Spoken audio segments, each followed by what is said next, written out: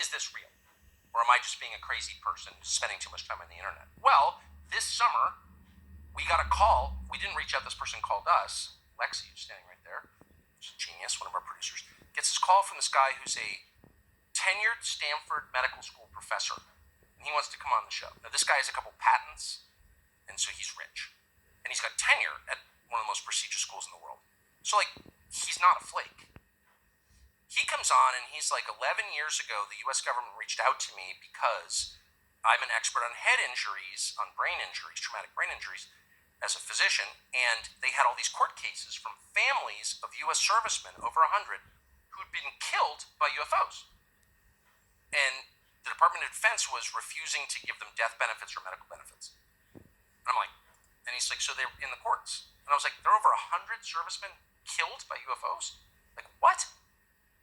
He's like, yeah, and there are court cases about it. I'm like, why isn't this on the front page of the New York Times? I don't know. But he goes, I'm involved in it. I'm one of the researchers. I'm the expert witness in these cases.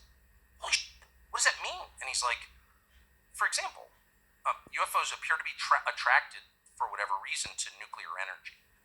So at nuclear missile bases in the upper Midwest, for example, nuclear-powered aircraft carriers, nuclear-powered submarines are all getting buzzed by these objects, including underwater. And in a number of cases, these things have landed on military bases, including famously in Germany, in West Germany in the 70s. And servicemen have approached them. Like, what is this thing? There's this like giant glowing thing on the base. And they approach and they get traumatic brain injury. Like, they are rendered. Like, they get brain damage. Or they're killed. And he studied their brains.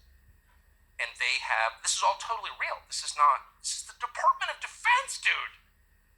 And they've all had this damage from some kind of powerful energy that we cannot identify. So then this guy's like, wow, he's just a scientist. He never believed in UFOs. He's like, this is real. I cannot believe this is real. This is like crazy. He should do research on it. He's still at Stanford. And it turns out that actually, yes, these things have been shot down and crashed, and the US government has the wreckage, and it's being held by defense contractors, Raytheon, Lockheed, which are big independent companies, but that work for the US government. They're really part of the Department of Defense, but they're separate. So their sunshine laws don't apply to them. You can't actually get information from them. It's a very tricky way to hide information. And they have the wreckage from these crafts. And I'm like, really? Are we positive these aren't like advanced Russian or Chinese? No.